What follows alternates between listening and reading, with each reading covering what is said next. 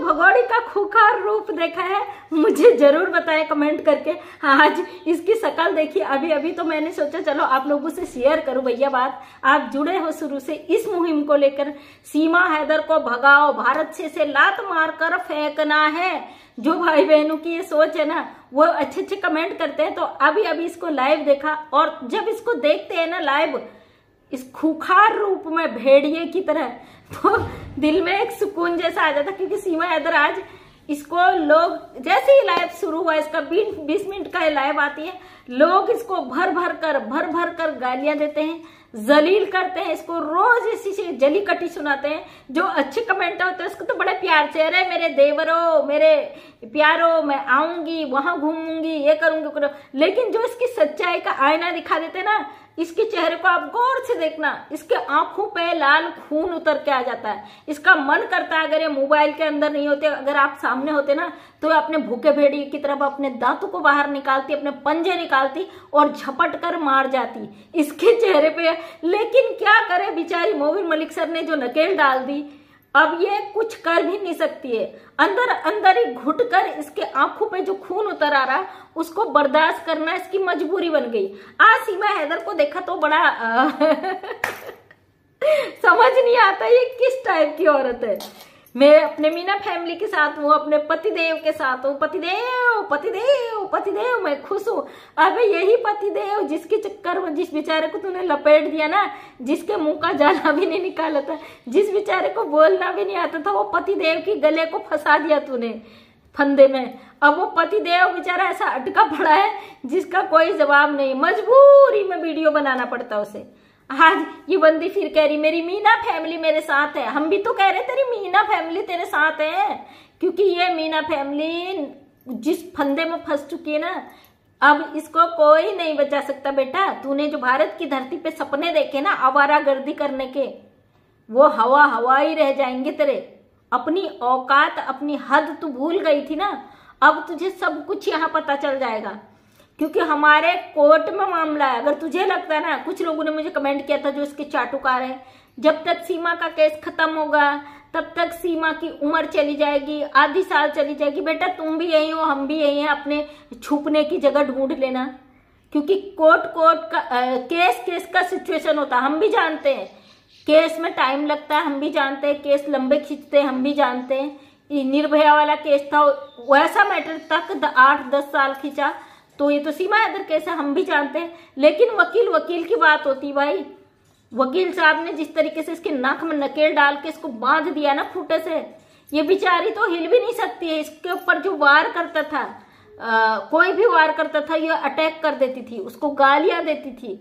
लेकिन मोबिन मलिक सर पे वार करना इसको भारी पड़ गया है। सब एक जैसे नहीं होते ना, सब एक जैसे बिकाऊ नहीं होते। सीमा हैदर तेरी औकात बताने वाले भी हैं दुनिया में। इसी भारत की धरती पर तेरी वो दुर्दशा होगी जिसका तू अंदाजा भी नहीं लगा सकती। आज जो चाटुकार तेरी लाइफ में कह रहे ना, भाभी जी मेरा नाम ले लो, भाभी जी मेरा नाम ले लो। तुम्हारे माँ बाप ने नाम नहीं रखे थे क्या? तुम्हारे माँ बाप ने कभी नाम नहीं लिए थे? तुमने इस 2 टके की गंदी औरत से कह रहे हो तुम हमारा नाम ले लेना? थू है तुम जैसे लोगों पर, थू। जो सीमा हैदर से, जो भागी हुई औरत से, इतनी गंदी औरत से कहते हो हमारा नाम ले लो। फेमस होने के लिए तुम लोग किस हद तक गिर जाते हो यार। अगर कोई इसके खिलाफ जाता है उसको कह देते हो कि सीमा का विरोध कर रहे, यूट्यूब चैनल चला रहे, और तुम अपना यूट्यूब चैनल चलाने के लिए इस औरत से कहते हो हमारा नाम ले लो। डूब मरो, जरा डूब मरो।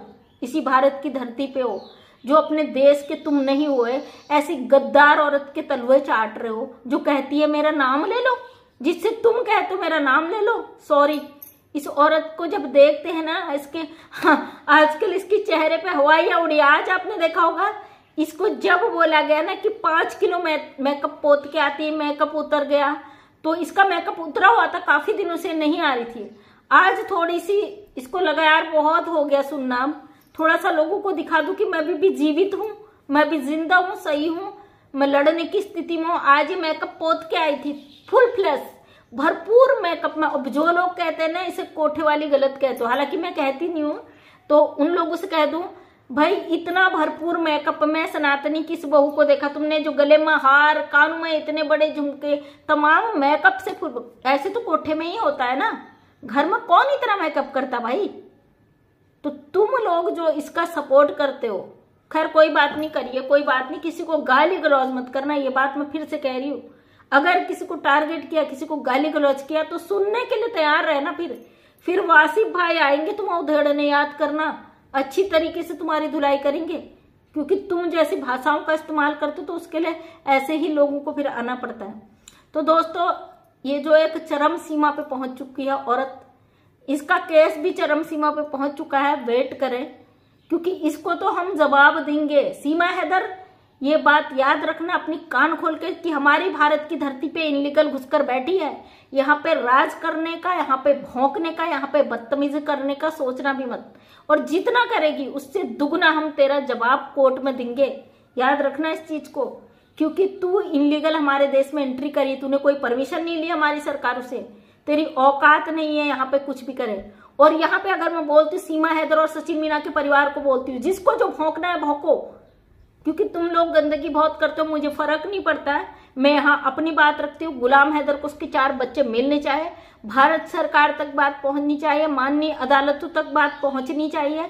बकायद आप सर फोड़ते रहो, मरते रहो, उससे फर्क नहीं पड़ता है। हमें अपनी बात आगे तक पहुंचाने से मतलब है।